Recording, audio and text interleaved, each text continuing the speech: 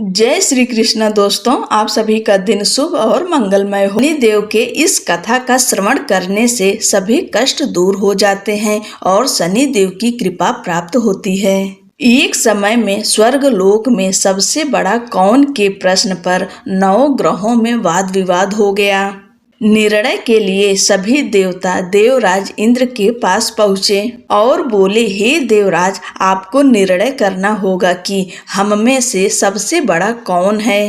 देवताओं का प्रश्न सुन इंद्र उलझन में पड़ गए। फिर उन्होंने सभी को पृथ्वी लोक में राजा विक्रमादित्य के पास चलने का सुझाव दिया। सभी ग्रह भूलोक राजा विक्रमादित्य के दरबार में पहुँचे। जब ग्रहों ने अपना प्रश्न राजा विक्रमादित्य से पूछा तो वह भी कुछ देर के लिए परेशान हो उठे, क्योंकि सभी ग्रह अपनी अपनी शक्तियों के कारण महान थे। किसी को भी छोटा या बड़ा कह देने से उनके क्रोध के प्रकोप से भयंकर हानि पहुंच सकती थी। अचानक राजा विक्रमादित्य को एक उपाय सूझा और उन्होंने विभिन्न धातुओं जैसे सोना, चांदी, कांसा, तांबा, सीसा, रांगा, जस्ता, अभ्रक व लोहे के 9 आसन बनवाए। सबसे आगे सोना और सबसे पीछे लोहा का आसन रखा गया। उन्होंने सभी देवताओं को अपने अपने आसन पर बैठने को कहा। उन्होंने कहा, जो जिसका आसन हो ग्रहण करे। जिसका आसन पहले होगा वह सबसे बड़ा तथा जिसका बाद में होगा वह सबसे छोटा होगा। चूंकि लोहे का आसन सबसे पीछे था, इसलिए शनिदेव समझ गए कि राजा ने मुझे सबसे छोटा बना दिया है। इस निर्णय से शनिदेव रुष्ट होकर बोले, हे राजन, तुमने मुझे सबसे पीछे बैठाकर मेरा अपमान किया है।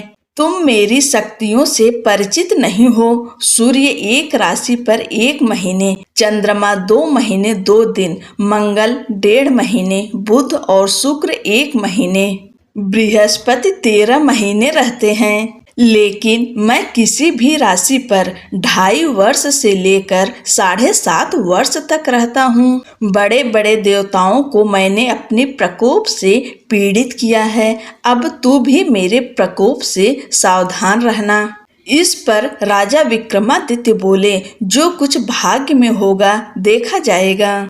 इसके बाद अन्य ग्रहों के देवता तो प्रसन्नता के साथ चले गए, परंतु शनिदेव बड़े क्रोध के साथ वहां से विदा हुए। कुछ समय बाद जब राजा विक्रमादित्य पर 7.5 की दशा आई तो शनिदेव ने घोड़े के व्यापारी का रूप धारण किया और बहुत से घोड़ों के साथ विक्रमादित्य की नगर पहुँचे। राजा विक्रमादित्य उन घोड़ों को देखकर एक अच्छे से घोड़े को अपनी सवारी के लिए चुनकर उस पर चढ़े।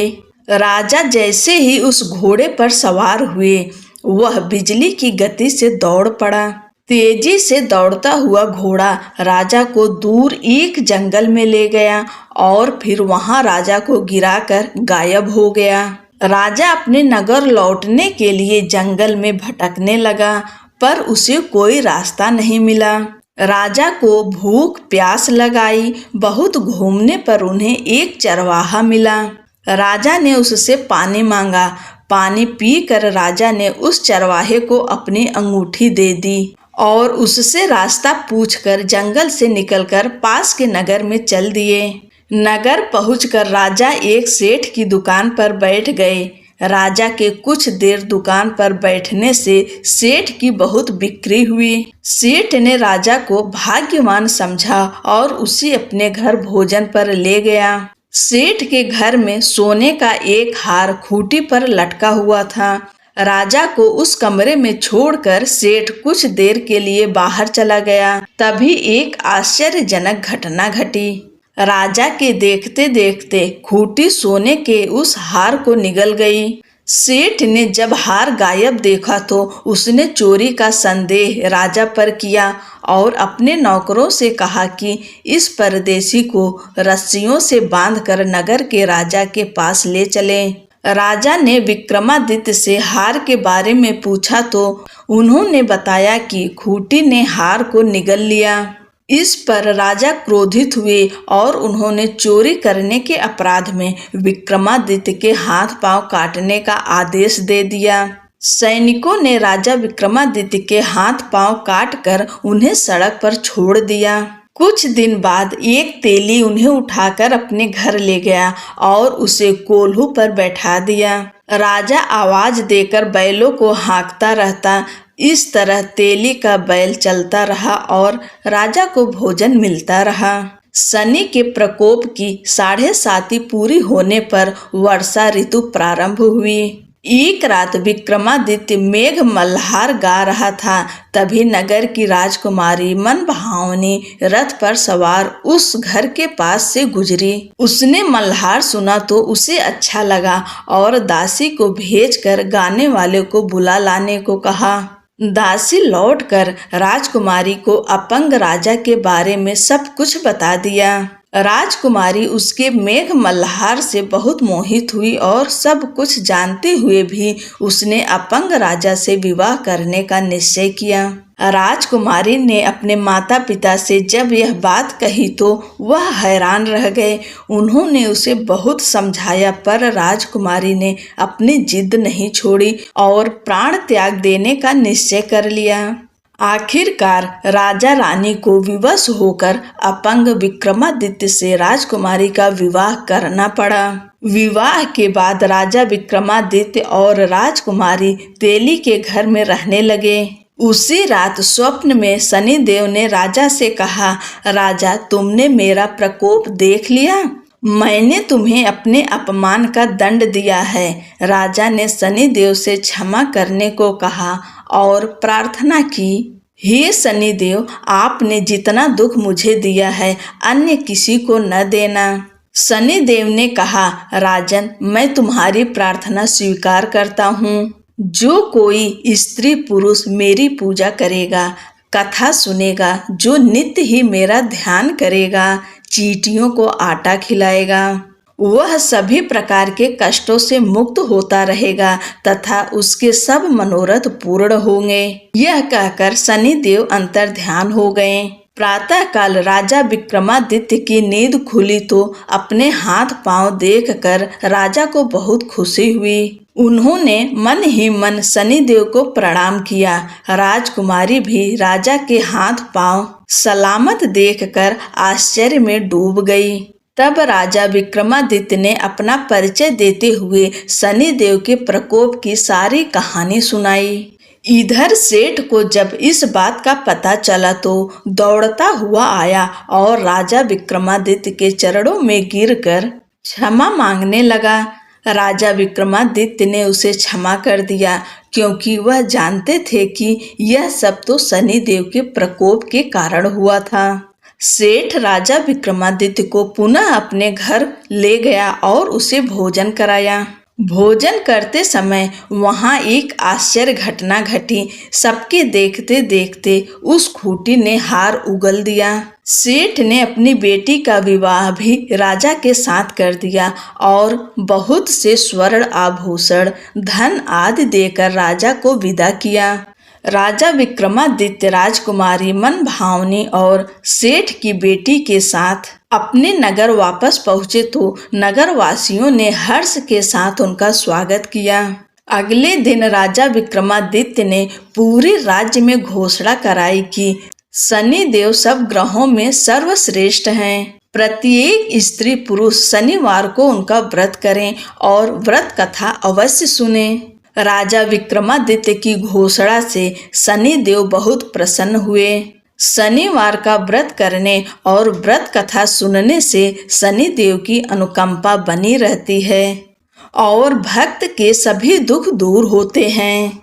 बोलो शनिदेव महाराज की जय। एक पौराणिक कथा के अनुसार एक समय शनिदेव भगवान शंकर के धाम हिमालय पहुँचे। उन्होंने अपने गुरुदेव भगवान शिव को प्रणाम कर उनसे आग्रह किया कि हे प्रभु, मैं कल आपकी राशि में आने वाला हूँ, अर्थात मेरी वक्र दृष्टि आप पर पड़ने वाली है।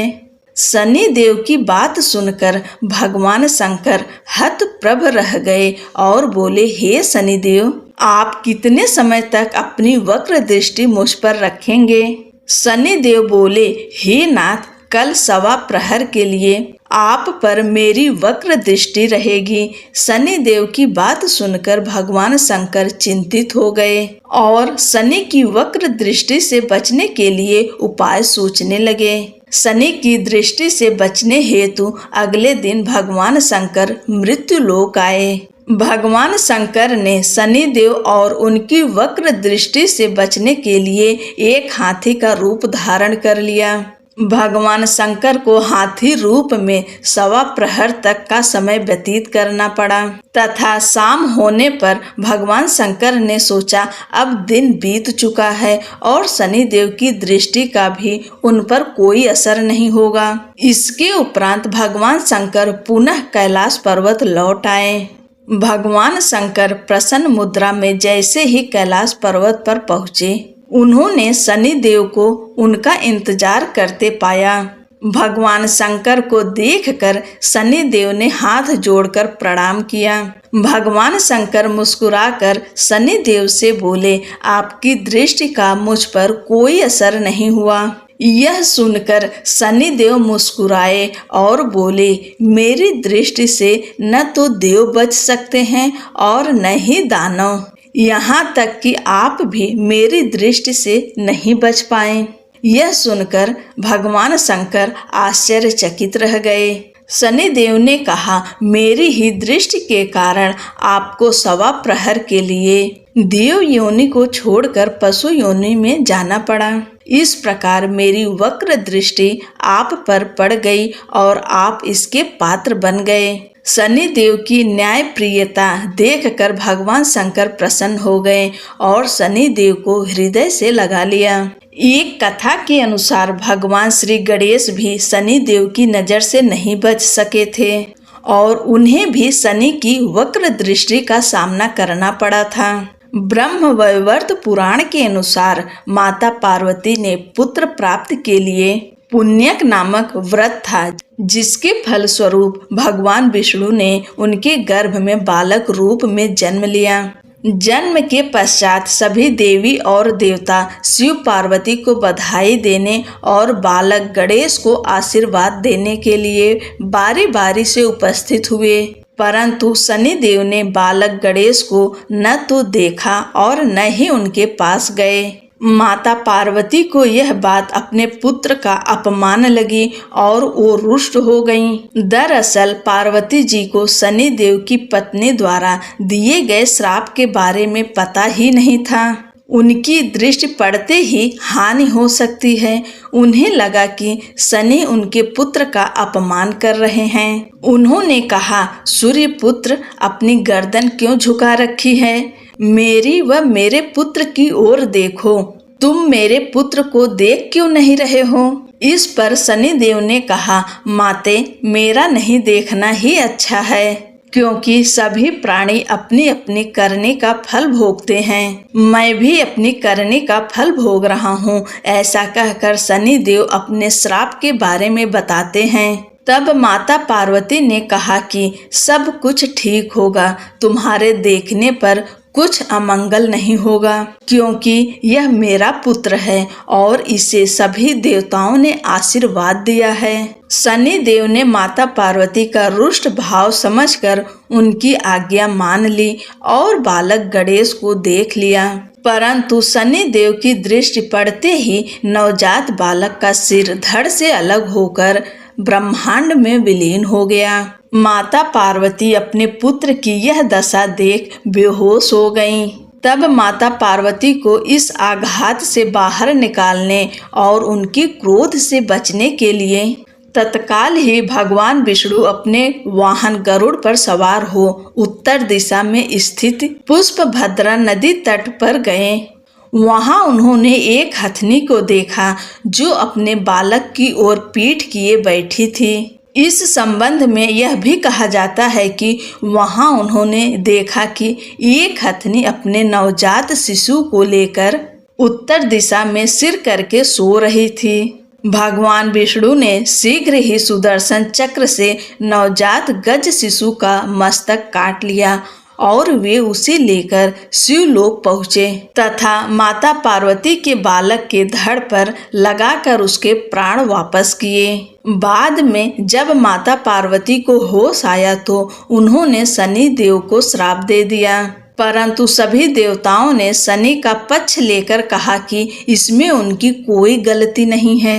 आपको तो इन्होंने सारी बात बता ही दी थी कि वे आपके बालक को क्यों नहीं देख रहे हैं, किंतु आपकी जिद पूरी करने हेतु ही शनि देव ने आपके पुत्र को देखा, इसमें इनका कोई कसूर नहीं है। तब माता पार्वती ने शनि देव को क्षमा कर दिया और श्राप को एक पैर की विकलता के रूप में परिवर्तित कर दिया।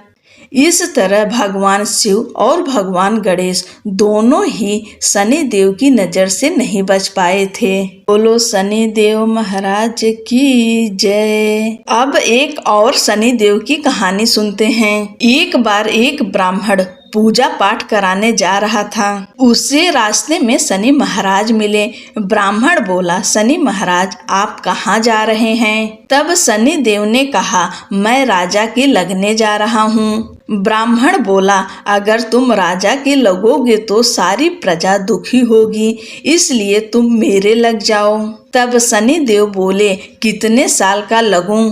ब्राह्मण बोला, 7 साल के, 5 साल के, 2.5 साल के और 1.25 साल के। मुझसे ना उठाई जाएगी। तुम ऐसा करो, तुम मुझे 1.25 पहर के लिए लग जाओ। शनि देव ने कहा, ठीक है, तो मैं 1.25 पहर के लिए तुम्हें लग जाता हूँ। उसके बाद ब्राह्मण देवता नदी के किनारे आसन बिछाकर पाठ करने लगे। नदी में तो 2 मतीरे बहे जा रहे थे।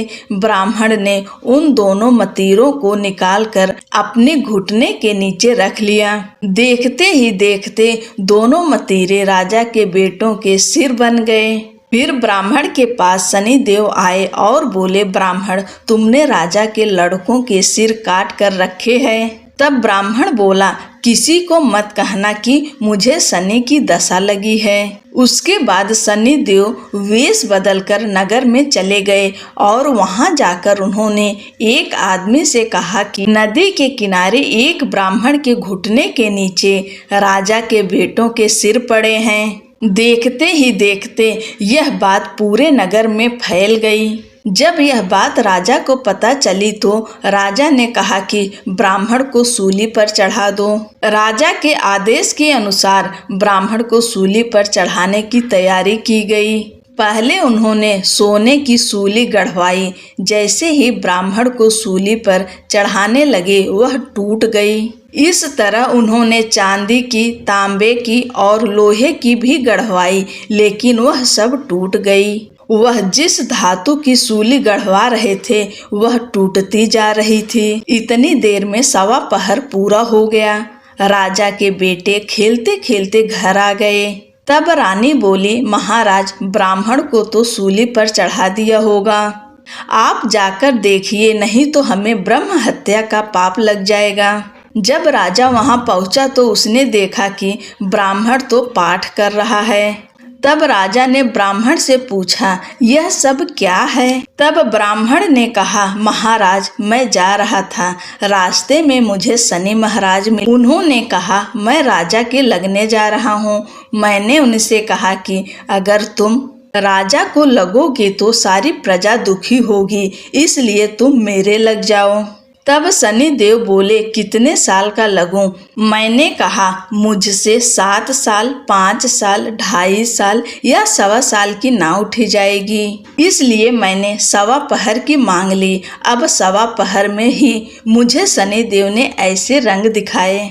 तब राजा कहने लगा कि शनि की दशा कैसे उतरेगी? तब ब्राह्मण बोला, राजा सोने चांदी का दान, तांबे का दान, लोहे का दान और पीतल का दान करने से शनि की दशा से राहत मिलती है। तब राजा हैरान हो ब्राह्मण से पूछा, राजे, महाराजे और साहूकार तो सोने चांदी के दान कर देंगे, परंतु गरीब कैसे करेगा? तब ब्राह्मण ने कहा, तेल की पली और गुड़ की डली डकोत को देने से शनि की दशा से मुक्ति मिलती है। शनि देव का सोटा कभी न आवे टोटा, शनि की घड़ी ले 70 बला टली। 7 बार पीपल में जल चढ़ा दो तो सारी बला टल जाएगी। ब्राह्मण की बातें सुनकर राजा ब्राह्मण का धन्यवाद करके वहां से चला गया। फिर तो राजा नियमित रूप से हर शनिवार तेल, गुड़ और सामर्थ्य के अनुसार दान आदि करना शुरू कर दिया। इस तरह से ब्राह्मण की सूझबूझ से राजा के बेटों की जान बच गई। बोलो शनिदेव महाराज की जय।